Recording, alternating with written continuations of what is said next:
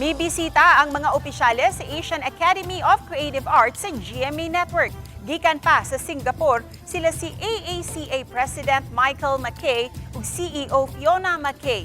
Ug mainiton silang gi-abi-abi sa mga Kapuso Executives. Sila ang nagpaluyo sa prestiyosong Asian Academy Awards diin makadagang higayunang nakadaog ang nagkalain-laing programa sa GMA. Gilusad ang A.A.C.A aron ilhon ang kabansay sa paggama ug kalidad nga mga content ug production sa pang-media.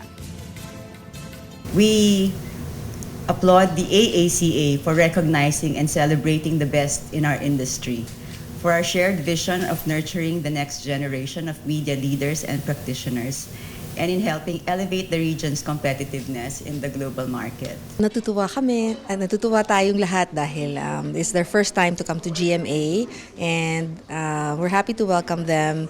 Excited din kami kasi tomorrow we will have a conference about production and co-production opportunities and trends sa media. We're here really to catch up with our friends from GMA and say hello on their 75th anniversary, which is a fantastic milestone. The support that GMA have given to the industry via the Asian Academy of Creative Arts is terrific. So we really came along today to say thank you.